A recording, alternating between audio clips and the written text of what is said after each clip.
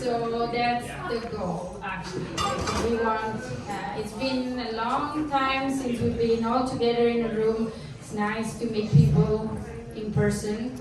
We work online all the time. It's not great. So I love this, and let's mingle. That's the point today. But anyway, I want to introduce myself. My name is Veronica. I have the complicated last name. I say Guadagni, but whatever works for you. It's been a while. It's fine. Or just call me Veronica. So I am the director of sleep science at Cerebra. And I come from Italy. That's why the last name is complicated. So I come from a place called L'Aquila, that is about 100 from Rome.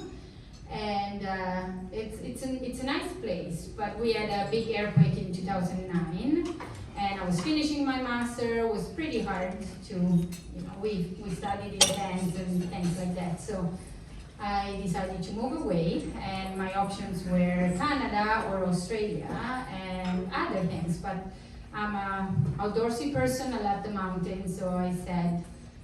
I had my professor at the time that said I have a colleague in Calgary. I asked how far are the mountains, 40 minutes, I'm gone. So basically a month after I moved to Canada, and this was 2011. So I've done all my undergrads and master. I had a master in neuroscience, and then I moved to Calgary.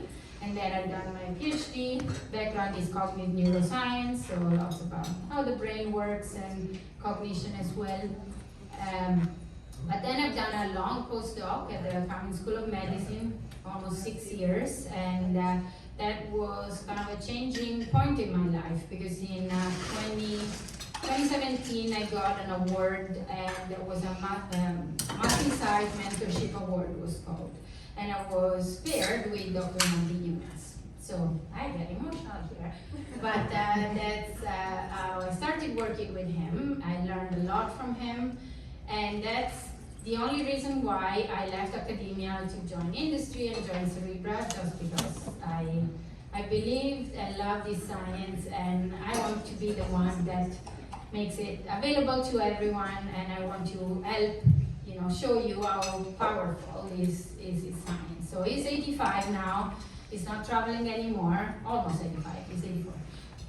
Not traveling now, but we are doing all the work to spread his work. So I would not be here if it was not for money.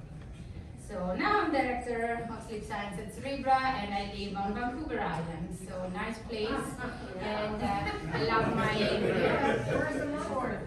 There's a mountain, it's small, like 20 minutes from my house though. So I miss the big mountains, but I hop on the ferry and I go to Whistler, which is pricey, but it's still one of the best mountains. And Alberta is better for mountains. Anyway, but Cerebra allows me to do that, right? Like I work from home, I work hard, but then my weekends are in the mountains.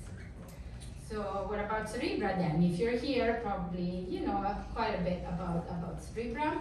So we are a Canadian company, a technology company, and the idea is that we want to really revolutionize or change the way sleep medicine is done.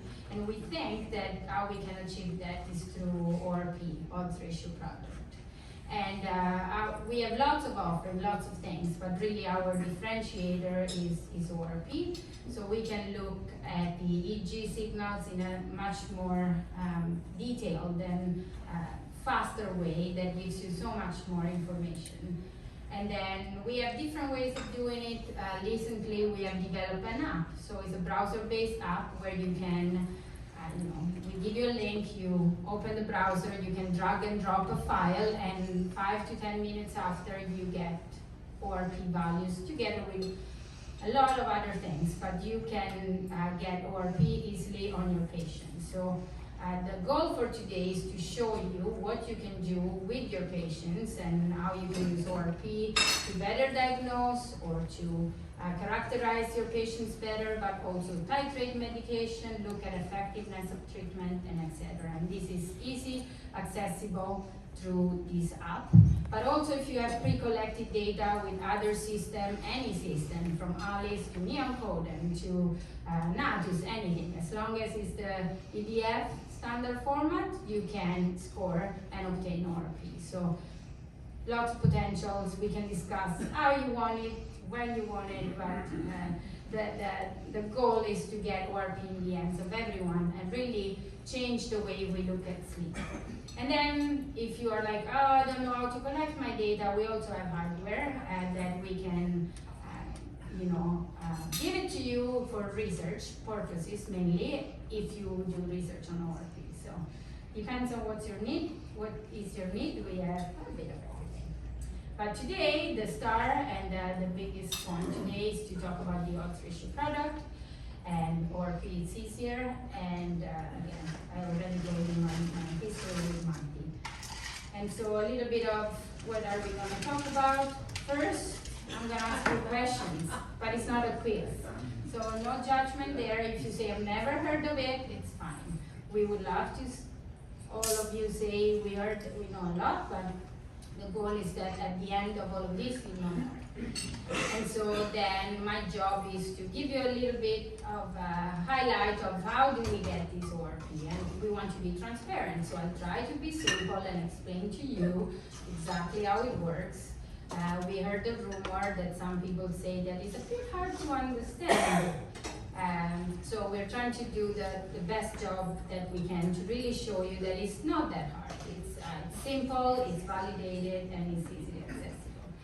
And then, so after I give you my little bit of, how to compute ORP, what is, how can we look at ORP, I'll give you some new results or some new research that we're conducting, especially something on COMISA that is very exciting, and I'll tell you more. And then I'll pass the microphone to Dr. Penner first. He'll show you practically how he uses ORP in his everyday life, so talking to patients, but also how this can help him to make decisions and feel more confident in his decision. And then Dr. Bastien here will talk about how in research she used ORP to phenotype insomnia. So to understand different characteristics in insomnia patients and also responses to treatment. And so I'll go straight to the questions. Okay, so if you guys scan this, and this is, you see 100% here, because that was scary, that It is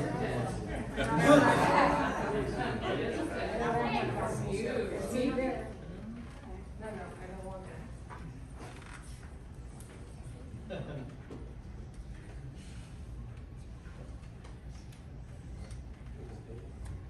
This is anonymous, no judgment. You can do not be quizzed about it, no getting marks or. Don't get nervous if we lock the doors.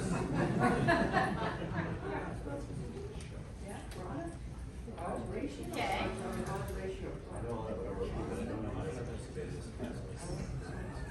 I believe you, Dr. Carlin. Yes.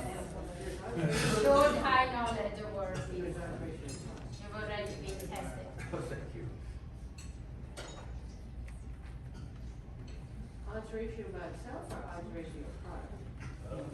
That's a good question, I know. It wasn't a great choice of the name. But yes, I agree with you.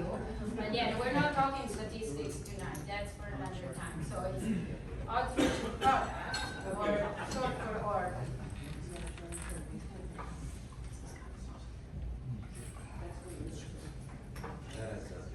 Okay, that people that are good in math, heads up. So pretty good, 73%.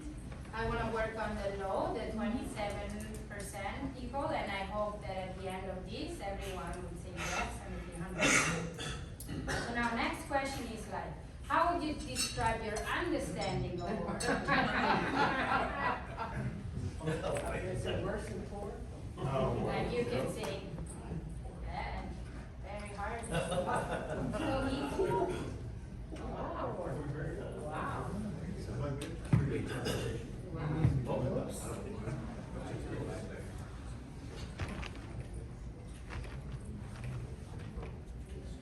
Wow.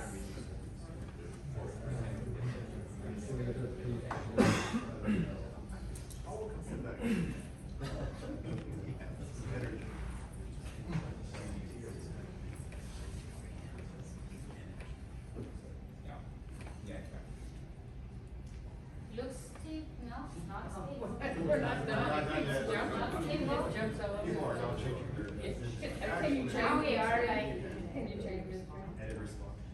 Are you doing okay, come on, okay, make up your mind. Yes. Okay, so we're kind of like 32% poor share. Okay, yes, we have work to do. Oh no, it's changed again. Anyway, I'll stop it here because you keep changing your mind. Describe it in itself. Okay, there's work to be done today, but I hope to see improvements at the end of the night. So I'll ask you the same question at the end. So, why ORP? Basically, we have a problem in sleep medicine, right? Like if I ask any of you how you would define sleep quality, you would all give me a different answer. Someone would say, I use questionnaires, I measure sleep efficiency, I measure total sleep time from what the patient tells me, and that's good, that's fair. Someone would say, no, I like my data, you need to follow the gold standard and the rules, you have to do polysomnography. And if you're really into your, analysis of the signal, you would say you have to look at specific signals, such as delta waves. Both answers are accurate. Problem is that both answers don't get you the full picture. And so Dr. Yunus, when he retired, he decided that he was bored and wanted to understand more about sleep and kind of went back to logic and says, okay, when is sleep deeper? And he said, sleep to me would be deeper when there are less chances of being awake, right? That's logic, it's not sleep science, right? And so he said, I need to have something that measures the likelihood of an arousal or likelihood of being awake. And so that's why odds ratio product, or ORP, was born. Kind of to put arousal and arousability in context as something that is opposite to that of sleep. And so ORP is the estimate of likelihood of an arousal in the following 30 seconds, and is expressed as a continuous scale that goes from 0 to 2.5. 0 is indicative of very deep sleep, 2.5 of full wakefulness. You can be on the scale, on the continuous. So, for example, that person there has a 0.66 ORP, which would mean stable sleep and 23% likelihood of having an arousal in the next 30 seconds. So this has been validated, etc. Dr. Penner will show you the proof that this is valid. It's not what Dr. Yunus just imagined or what I'm saying. But how do we actually compute this? So this is the hard part that people sometimes get lost. But if you break it down in the different steps, it's actually very easy. So we look at the EEG, the complex waves that you get throughout the night. And the convention is like you look at 30 seconds because this is how much EEG you can fit on a piece of paper, when in the 60s you were still printing EEG. But now we are past that, right? So we look at EEG every 3 seconds. So the temporal resolution is much higher than convention. And then we take this complex wave and we break it down using something called fast Fourier transform, but we'll use a technique that breaks it down in different frequencies. And so we look at these different waves, and particularly delta, theta, alpha, and beta.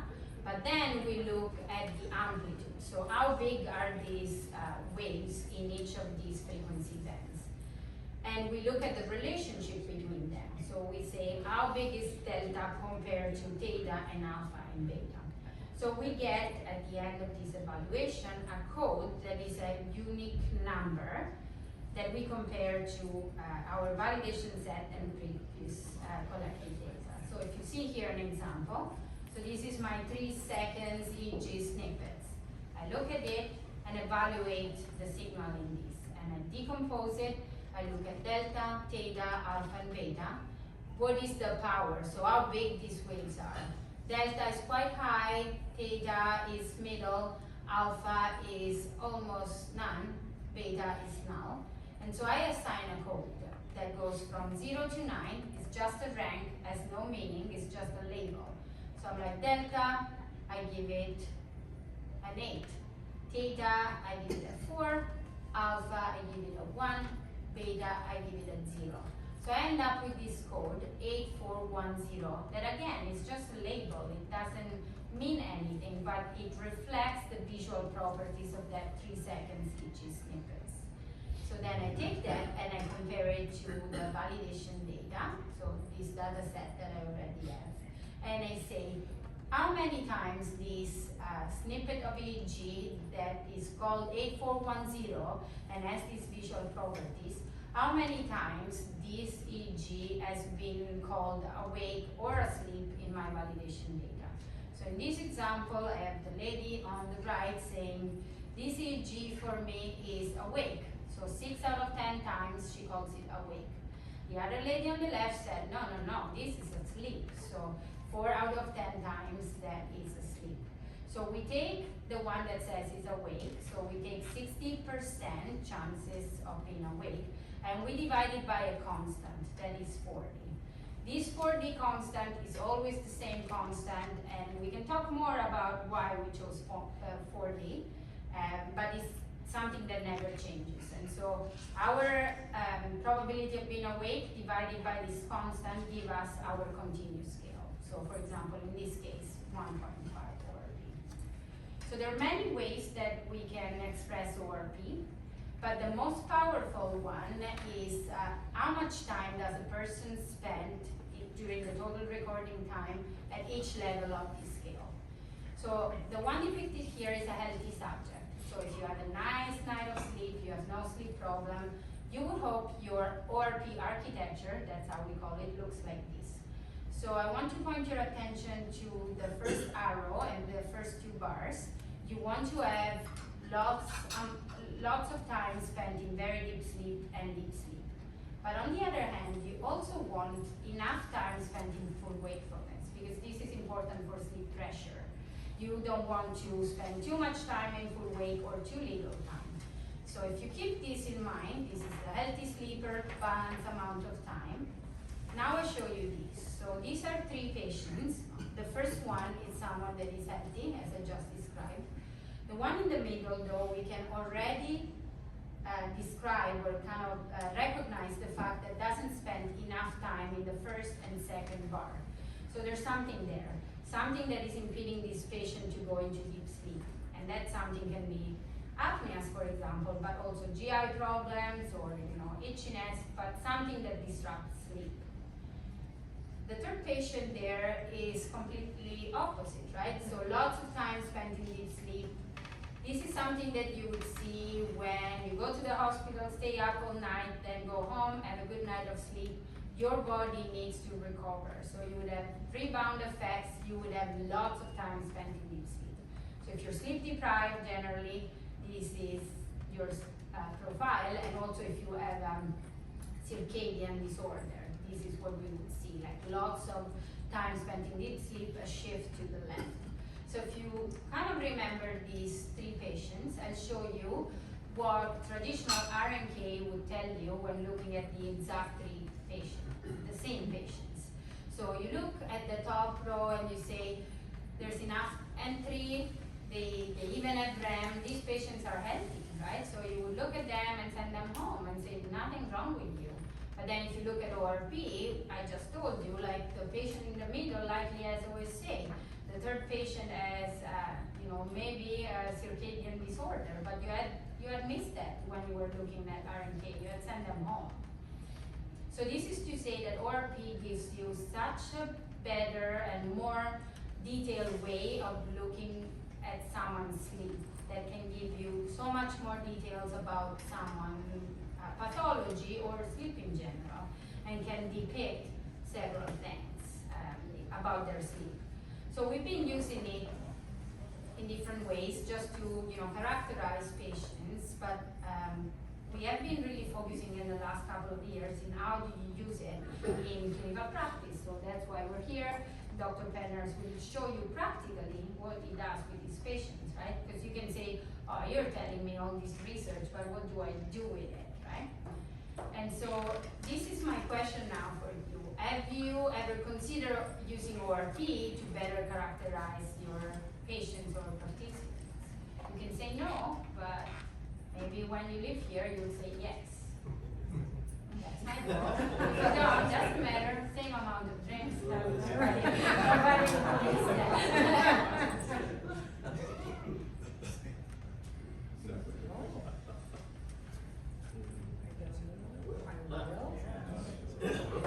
That's missing. That's right.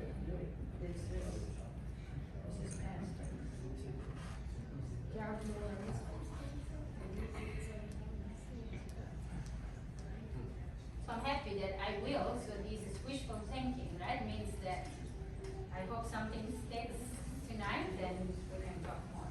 And so yes, we've been doing a lot of work in how to use this practically in clinical practice. And we've been focusing on OSA, insomnia, hypersomnia. Today I don't have too much time, but we will focus on some new things that are specific on overlapping of OSA and insomnia. So something that we call COMISA in the field that is clearly a problem. So I hope I can give you some ideas on that, because to date, COMISA patients are not very well managed. So here I have two severe apnea patients. Everyone in the room would say yes, according to criteria, both of these people are severe apnea patients with pretty elevated AHI. What's the difference? The first person here on the right, if you look at their sleep when looking with the ORP lens, this person's sleep is not bad at all, like their sleep is fine. So if you deal with the apneas and you deal with the respiratory problem, this person, at least from a sleep point of view, is fine. The person on the right instead not only has respiratory problems and severe sleep apnea, but also has basically no time spent in deep sleep.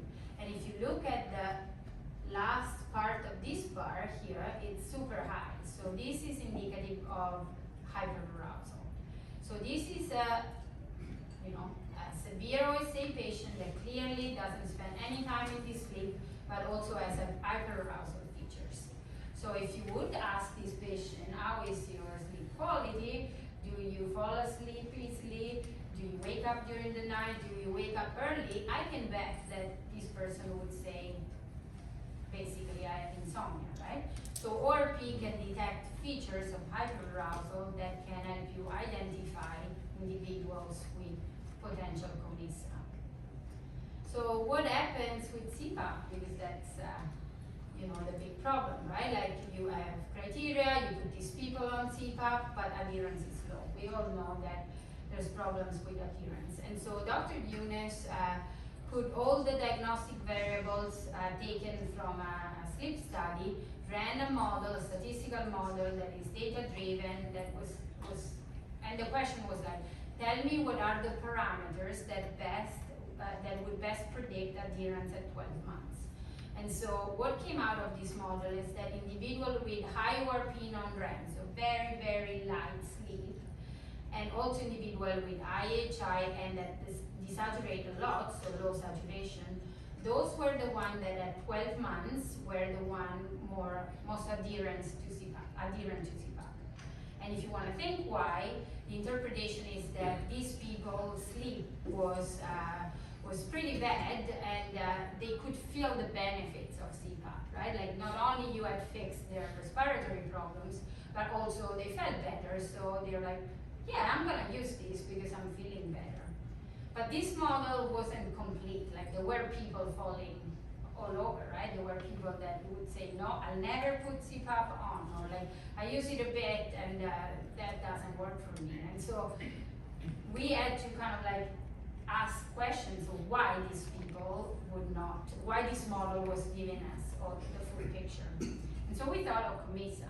So COMISA is a problem because it's underdiagnosed, because people come to your sleep clinic, they have OSA symptoms, you just look at OSA, you don't even ask about how was your sleep last night, not even how many hours you slept, you just look at the AHI, you're like, yes, CPAP, and that's a way of doing things, but from a patient point of view, you're missing a lot of the problem, right? And this is because of different things, how you measure you know, insomnia subjectively versus how you measure OSA. So clearly, you know, there's a problem in the field. There's not a clear definition, not a clear treatment path. And so this is a cohort from Hamilton, Ontario. So these are clinical patients from a private sleep clinic.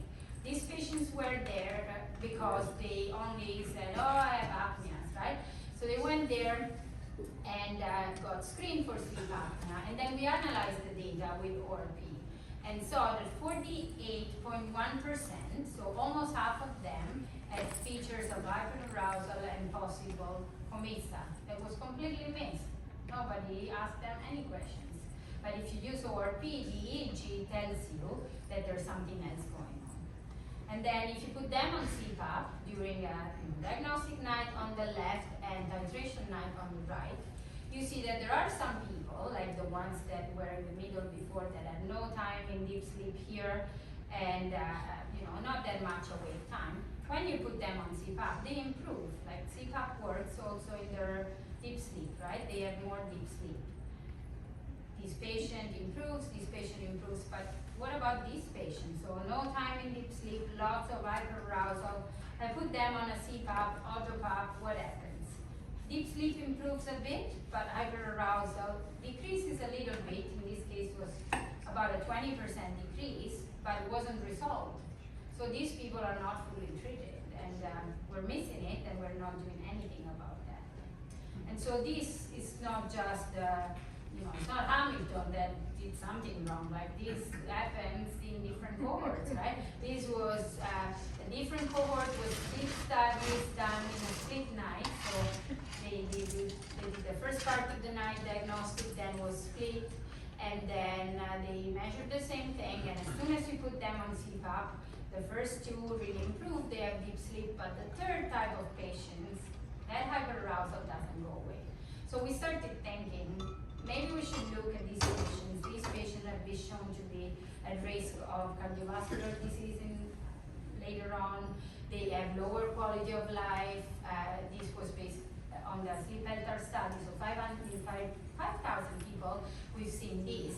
And so we started thinking, what can we do to fully treat these patients? And those are some ideas that we had. So you can try a different pressure of CPAP, because you know, if you cannot sleep and you get hit by this pressure, as Joe was saying, or would say, it would feel like you're breathing out of the window of your car while on the highway, right? Like that's the feeling that the patients have, and they don't like it, right? And if you cannot sleep already, how can you sleep with that? So what about a different modality of CPAP that is gentler, right? So all about pressure. What about CPTI? What if I give my patients, you know, CPTI together with CPAP? Would that change something? What about hypnotics? What about hypnotics that are specific for insomnia, like the DORAs that have been studied now? And then if you like brain simulation and experimental physiology, etc., that works too, right? That works on how your brain works and reduces hyperarousal. So these are all ideas. We need evidence on these, right? So all of you here, if you have ideas, you want to test this hypothesis, come talk to me. We can build evidence together, because we need to prove that, you know, these things could work for these patients that are not fully treated. And this is the latest thing, and I have to thank Yumir there. So he's the star that ran all the analysis. We collaborated with BioSerenity, so they have a large data set. They have 40,000 PSGs, but they only allowed us 2,000 for now. But we're working on more. So 2,000 PSGs, we analyzed them. Yumir was a star, like he ran our API in what, few days, and he generated ORP data. And then he looked at what are the parameters that best help me to distinguish individuals that have commissa. So it turns out that ORP non-REM, so your ORP throughout the night in non-REM, is the best predictor of severe commissa, and can distinguish people that are healthy controls, just OSA, mild commissa, and severe commissa. And then he ran some ROC analysis. So this is a complex statistic that tells you what is the number that I have to look for that helps me distinguish between controls and commissa. Kind of easy, right? Like, you know, you're healthy or you're commissa. But more harder is how can I distinguish between mild commissa, so someone that has a low AHI and insomnia, and someone that instead has high AHI and insomnia. And so he found that ORP non-REM of 0.89 to be precise was very good at distinguishing people that had commissa versus the rest, while instead 0.95 was something that was very indicative of severe commissa versus mild. So this is just a starting point and was completely data driven. He barely knew about ORP when we first met. He just ran the data and this is what the data showed. So this would indicate that ORP is potentially a great biomarker for commissa. So he has a poster tomorrow. Go talk to him if you have ideas and you want to collaborate. So I can take some questions now if you have, or we can leave it at the end, like whatever is better for you. If there's no questions now, okay, we can go to Dr. Penner, that is the start. And I will.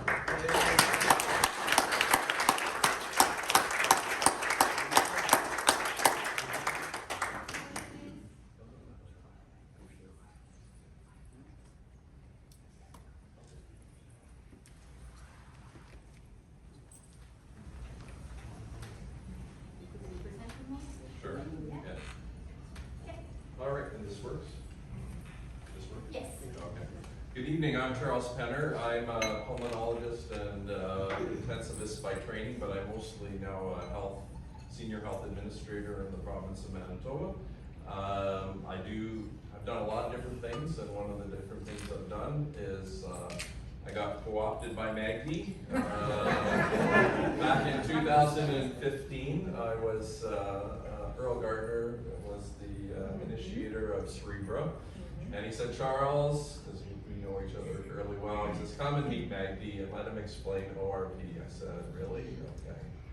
And so over the course of a dinner, for 2 hours, Maggie explained fast Fourier transform to me again, or refresh my memory. And Maggie was my mentor back a long time ago. So anyway, that's how I got involved with the Cerebra folks, and I was their first medical director for a little bit.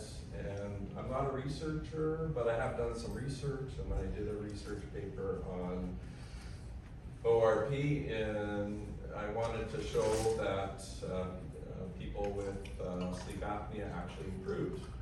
The ORP actually did improve when you applied CPAP to them, and so that's my experience in research in the ORP. But my purpose here is just as a clinician, I practice and I see patients, and I use the ORP in my clinical practice for the last 5 or 6 years or so. All right, so Veronica's explained a little bit about how ORP is derived. If you want a refresher, there's a video on the Cerebra website that I did explaining it in 10 minutes. And so I refer you to that, or if you prefer to read the paper, there's the initial description of ORP. So ORP reflects sleep depth, and just a little bit of ancillary evidence to support that is that when you look at, not all N2 sleep looks the same. Some looks lighter and some looks deeper, and the ORP correlates with that appearance. ORP decreases with sleep deprivation and restriction. If you apply an auditory stimulus during sleep, the ORP will transiently increase. And then in any given 30-second epoch, the ORP correlates with how likely you're going to have an arousal or an awakening. And there's delta log power on the graph to your right there. So very, very, tight correlation. Maggie published a paper on the phenotypes, and basically Veronica went over this a little bit. Oops. Okay, all right. So basically, you know, the type here is a 2-2, so this is in the second, you know, there's some deep sleep there, but it's not the maximum, which would get a 3. If there was none, it would get a 1 over here. The wake time, again, is you can divide it into 3 parts, so the more wake you have, you'll get a 3, and if you have none, you'll get a 1, and 2 somewhere in between. So basically that's how it works. So I thought I'd just go through some cases and explain how I use it. So this is a 42-year-old fellow, and this guy was coming because he was tired in the daytime. He had borderline elevation blood pressure, but was on no blood pressure medications. He was on no sleeping medications. He said he was in bed 8 hours a night typically. His Epworth, for what it's worth, was 14. He has a nap most days for 15 minutes, and when I looked in his mouth, he had a 2A Friedman view, which is, they say correlates better with sleep apnea than the Melon-Hattie. And so on your left is the normal distribution. This is sort of what I see when I get a report. So this fellow, if you look down right there, his RDI was 41, so severe sleep apnea. His WASA was a little elevated. He fell asleep very quickly. He almost met his 8 hours. And so when I looked at his graph on the right, I was thinking to myself, that's pretty good sleep quality for this fellow. And so I wondered whether treating him with CPAP would make him any better. And I also thought that given how low the fully awake time he had, whether he really was just sleep deprived and he'd get most benefit from extending his sleep. And so we had that discussion about my impression and those 2 pieces of information. He decided he wanted to go on CPAP anyway. He took my advice about extending sleep, and I was surprised that he continued with CPAP, and he felt that he derived a benefit. So my experience is that a lot of people that are sleep deprived they might not have the wherewithal to extend their sleep for social or reasons, either their job or their family commitments in the evening. So that's what I made of that case. And then this is, I don't know how well this projects. So the top wiggly line is the ORP, so you can see on the far left, it's a little higher there. The one thing I don't like about the software that we're using is that there's no clearly defined 2.5 and 0 line, so I sort of have to guesstimate. But you can see he slept pretty well, had a couple of awakenings or lightnings close to the, 40% of the night, and then a little bit closer towards the end of the night. And the red and purple and the rest of that is all the normal sleep staging. And this fellow had a non-REM ORP of 0.68. So it's interesting, I hadn't heard that data that Veronica just presented, but when I started using this, I sort of had to arbitrarily sort of figure out, well, what do I call different ORPs, because nobody else had done this.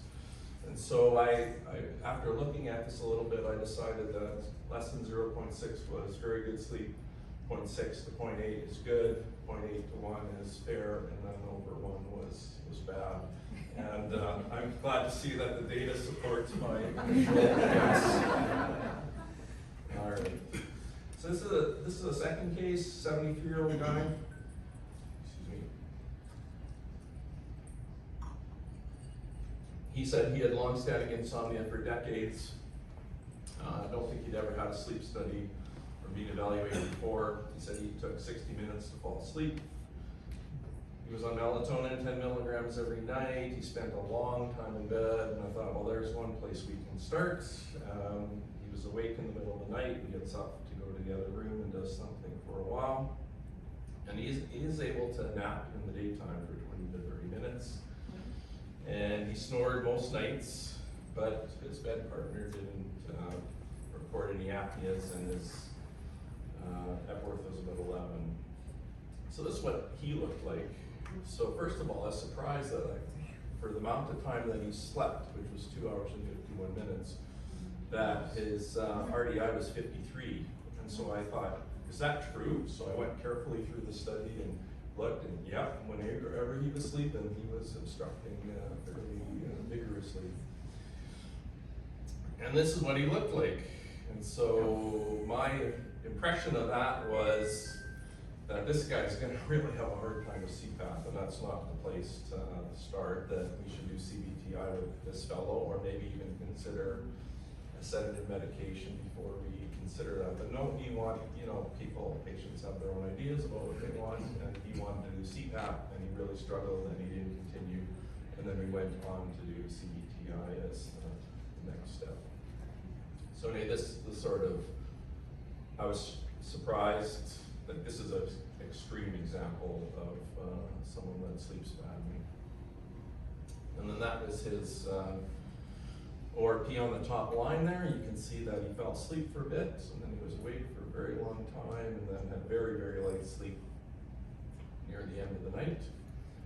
And all those vertical blue lines on the RNK scoring are arousals, not apneas, but they were correlated together. And then you can see that his non-REM ORP was 1.7, so almost as bad as you see. The next one is a guy with headaches, and he's 28 years old. Our neurologist is very fond of sending me people with headaches to evaluate. And sometimes I've been surprised at how good people have done when we treated their OSA. And they've had good result from treating them for their headaches. So anyway, this person was in bed typically 9 hours, usually asleep in 30 minutes. Didn't use any sleeping medications. He had a whole bunch of new medications for headaches, which I wasn't all that familiar with. Snoring wasn't an issue, and he hadn't had any witness apneas, and he didn't have, he felt okay in the daytime, and he didn't have any comorbidities. And this is what he looked like. And so he did have a little bit of sleep apnea. I don't have hypoxemia on here, but he didn't have any hypoxemia. He had some wassail, fell asleep fairly quickly. And so after a discussion with him, I said, well, you sleep fine, you function fine in the daytime. I don't think treating this is going to help your headaches. You can do a trial if you want, but he and I elected not to do any treatment based on that. And I could be confident that he wasn't probably going to get any benefit from using CPAP. And this is what he looked like. So you can see at the beginning he fell asleep, stayed asleep. Near the end of the night he was fairly light, and then had a REM period. And his non-REM ORP is 0.6, so he's doing well. So that's what I made of that one. This is a 3-3 phenotype. So this was an interesting lady, and well, I like this case actually quite a bit. So she had trouble sleeping through the whole night. She took 30 minutes to fall asleep, 7 hours in bed, or 7 hours between going to bed and getting up for the final time. And she habitually woke up in the middle of the night for an hour or two, went to another room, and when she was tired, she went back and finished her sleep. And she found it socially unacceptable that her sleep wasn't altogether consolidated in one period.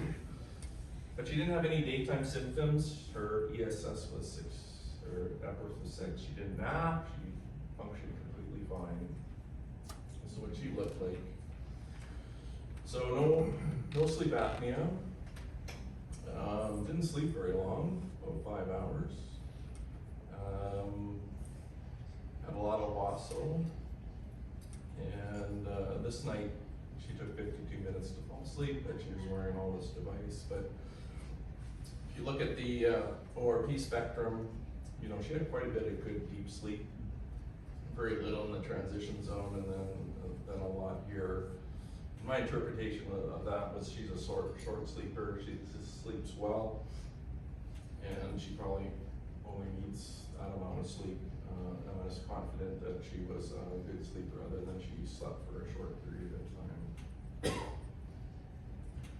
And this is what she looked like, and you can see that she told me exactly, the study told me exactly what she told me, and that she had about 30 minutes to fall asleep. She was awake in the middle of the night, and she had a little period right there where she woke up, and her non-REM ORP interest was very low, 0.44. The fifth case, I only have 6, so don't worry, I'm getting close to the end. 69-year-old woman, her major complaint was her sleep quality was poor. She didn't feel refreshed after sleep. She snored some. She had restless legs, but she thought that pramipexole at 0.5 was doing the trick. And then she was on all these other sedatives. So I don't know why she was on quetiapine and mirtazapine together. I pointed that out to the referring physician. And then the perindopril for hypertension and metformin for diabetes. So she had some comorbidities, and she didn't nap or intentionally fall asleep, and she had a mood disorder. So I didn't know what quite to make of this one. She too had some sleep apnea. Fair bit of WASO, took a long time to fall asleep. This one is a technician looked at it and felt that about an hour and 11 minutes before she fell asleep, she actually tried to, she rinsed her out at that point. And these are all collected at home, by the way. I forgot to say that at the beginning. So I looked at this, and you can see there's something that seems to be blocking her from getting into deeper sleep. So in this person, I was a little bit keener to treat the sleep apnea and see what would happen to her, and I believe she did well. I did not do a follow-up study to see how the spectrum differed, but I've showed you 3 different people with insomnia, and they look completely different. And this is what she looks like. Lots of arousals, and her non-REM ORP was 1.4, and she didn't have any PLMs, just to confirm that wasn't the problem. And then the last case I'd like to discuss is an 18-year-old woman. I'm in a rural area, so they send me everything. There's no sleep center very close by. And so she had recently had an admission to a psychiatric facility for depression that couldn't be managed as an outpatient. She had had daily sleepiness for quite a few years. She didn't have any history of cataplexy, hypnagogic hallucinations, or sleep paralysis. And she was on trazodone, 50 milligrams a night. And I said, "Why are you on that?" And she says, "Well, we put me on it when I was in the psychiatric facility, and I'm still on it." And so she was in bed 9.5 hours. She thought that she took 30 to 60 minutes to fall asleep. And she naps daily for an hour at around the time that I saw her. And so she had quite a bit of sleep apnea too. Not very much WASO, fell asleep really fast and really left skewed 3-1 and almost no awake time. So I said, well, let's take you off the trazodone and as a first step and see what happens. So this one I did do a repeat study because I wanted to see what was going to happen. And this is her the first night, and you can see she, in spite of escitalopram, she had quite a few dream periods there, REM periods, and she slept like a rock. And her non-REM ORP was like the lady that slept short sleeper. And so this was a follow-up study, and so she still had some sleep apnea there. Still fell asleep super quick. Also hadn't changed much, but we did shift the curve a little bit for her, and that'll become a little bit. Put them side by side. So Cerebra changed the way the graphs look between the studies.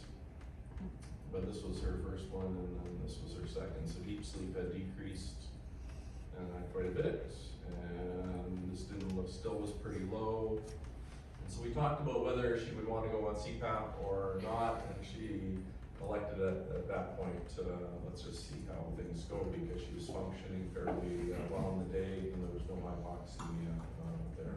So I didn't do any urine drug testing on her to look for other substances, but that might have been something to do in that case.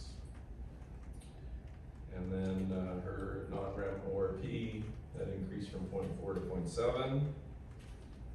And so I didn't talk a lot about sleep misperception, but that's really helpful in my experience to say to people, look, you put on all this gear and and you fell asleep in 5 minutes, and you told me it took an hour to fall asleep. And so I didn't put that on. I neglected to put it on here. But anyway, I find it useful to identify sleep deprivation over sedation. Gives an understanding what's happening in insomnia. Identify people with low sleep pressure. Possibly identify people with OSA that won't improve or will have trouble with, that may not benefit from PAP because they sleep fairly well. And also conversely, people that will struggle with CPAP. And I think it's a way that you can trend over time what happens to a patient. And so anyway, I find it quite clinically useful, and I'd be sad if I didn't have that when I'm practicing. So thank you very much.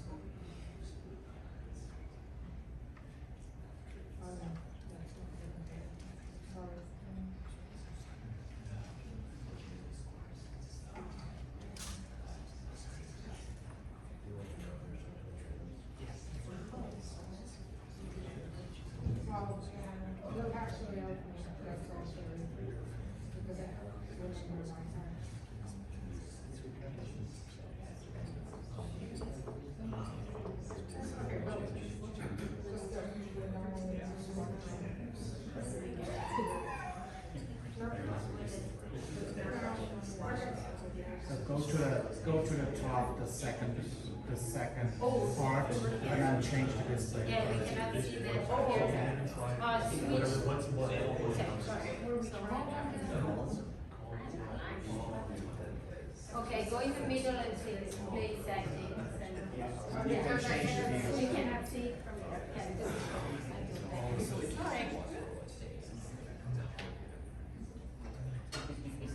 Yeah, Sorry.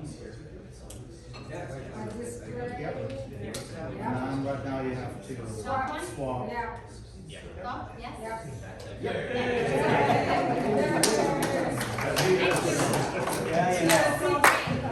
That was more complicated than ORP.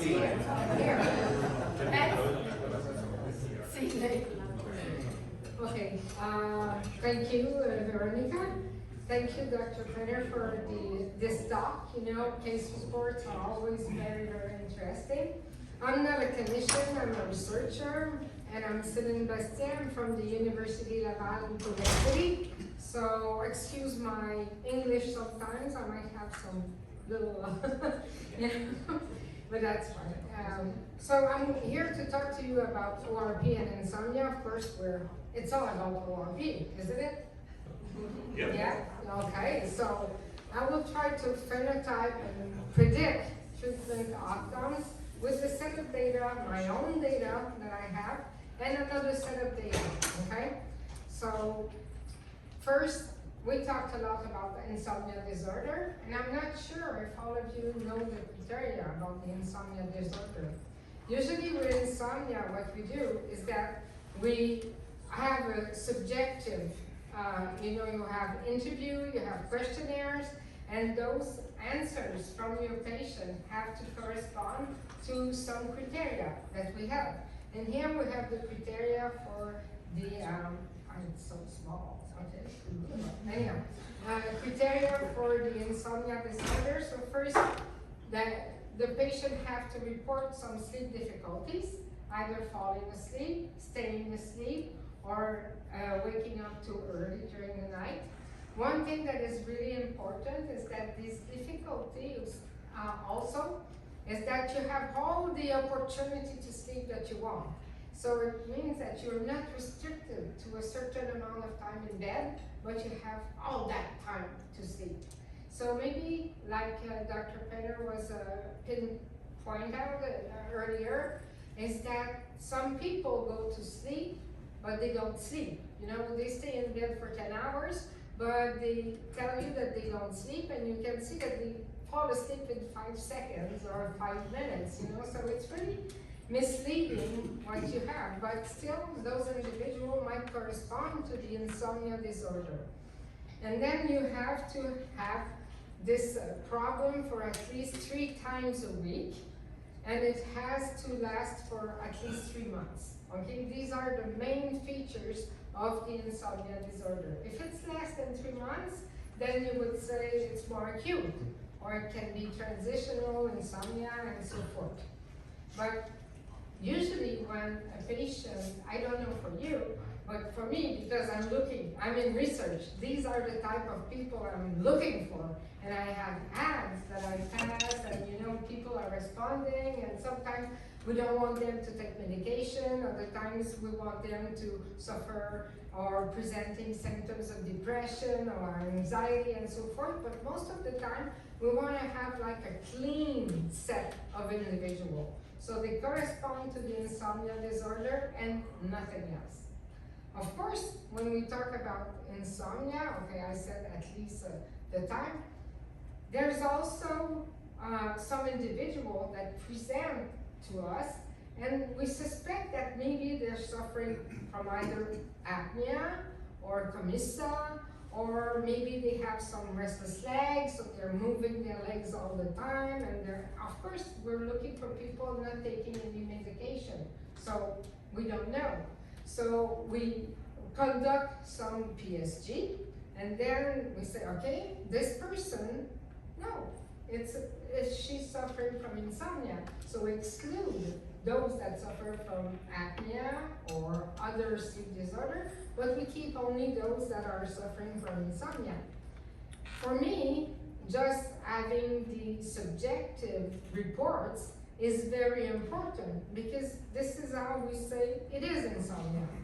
But at the same time, for me, looking at the PSG is what I like.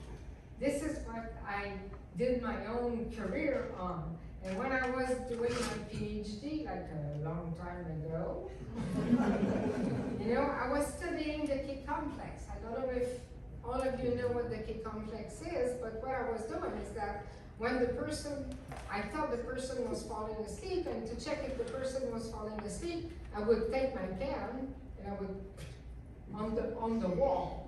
And if I saw a key complex, I said, yeah, the person has fallen asleep, you know? And that key complex is huge. What is so funny? That's true. You know? We had only 2 little rooms, you know, and I was raised with the polygraph. You know, when you hear someone falling asleep, and if that person is moving, you can hear going. It was the pen, and it was the time, you know, the paper. So we're going through that stack of paper to see if they were in stage 2, stage 1, or all that stuff. So for me, I was raised in that way, looking at the PSG. And it has always been my interest. So when I see insomnia individual, I always have some PSG. For me, it's part, you know, of my studies. So they come for 1, 2, 3, 4 nights sometimes in the lab. Because as I mentioned earlier, it's 3 nights at least a week that they will suffer. This is what they report. So I'm trying to catch, you know, that 3 nights, and often I will check if there's a good night. If they're telling me in the morning I slept better than when I slept at home, or, you know, I slept worse than when I slept at home, I know we are in a pattern. So that way I can identify those that were sleep deprived a little bit before they got to the sleep lab, or, you know, other stuff. But still, I'm trying to look at it. So for years, I'm looking at the PSG, and there has been numerous studies that have shown us that first, when you look at the EEG of individuals suffering from insomnia, there are some high frequency. Veronica talked about the frequency, the ORP, so when we do FFTs, power spectral analysis, we see that the beta, you're right up, you know, and then the person that suffer from insomnia. So this is one of the seminal study that was run by Michael Purvis in 2001. There is a more recent one that also says that individuals suffering from insomnia, they have some hyperarousal, which is recognized as the core feature of insomnia, and that they have high beta activity, especially in the second band of beta, which is the highest one, the highest range of frequency. And then we looked at K complex, you know, in insomnia individual. Didn't find anything when you compare to good sleepers. We look at sleep spindles. Also, there were, I don't know if all of you were at the, not all of you, some of you, maybe some of you, were at the opening ceremonies from Gina Poe, you know, and she made a very great talk, and she talked about the sleep spindle, which is usually a sign of sleep, a mechanism that will reflect sleep protection. If you have a lot of sleep spindle though, you have less delta. Usually, this is what we observe, because they have an inverse relationship. But we didn't find anything, you know, in insomnia individual. So then I looked at misperception, and I looked at the sleep spindle, and we found out that, wow, when people are highly misperceiving, that the discrepancy between what they say and what we record in the lab is very high. The sleep spindle is shorter. Whoops. They don't recruit as much neuron. As I told you, I'm a researcher, so blah, blah, blah. So maybe they're not cleaning up their brain correctly, or they're not, their protection of sleep is not as high as a good sleeper. But I didn't want to stop there, of course. But they are, now there is that phenotype that Dr. Penner mentioned, that is the short sleep duration. And Dr. Zangaras, they identified that, and that we have these insomnia individuals that sleep less than 6 hours. Objectively, if you bring them in the lab, they will always be below 6 hours, okay, of sleep. So this is a phenotype. So now, it's like, okay, we have ORP. So I met Magdi, like most of us, you know, researcher that got into the ORP about 15 or 20 years ago. And he came to me because he knew I was working on the K complex. And he was interested in that, so we exchanged and blah, blah. And then I had the students that was interested in ORP.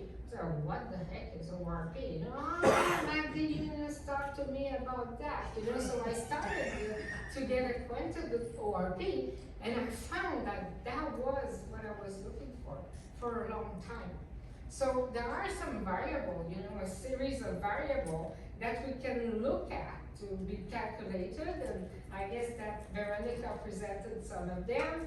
Dr. Penner also presented some of them, but I decided that I would look at some other different things, and for two reasons. One, I wanted to phenotype, and second, I wanted to predict treatment. So I used most of these ORP values, and I don't think you mentioned the ORP9, not now. Okay, so of course we can have a lot of other, how can I say that, other variables that you can add to ORP. You can look at the weight intrusion index, for example. You can look at all of the stuff, but the ORP9 for me is something really important because it is usually characterizing insomnia individual. And its definition is that the ORP9, it is also a EEG biomarker. And it has been described as an index of post-arousal sleep dynamic. In fact, the ORP9 is the mean ORP during the first 9 seconds. So that's why for the 9, okay, the 9 seconds after the end of an arousal or an awakening in non-REM sleep.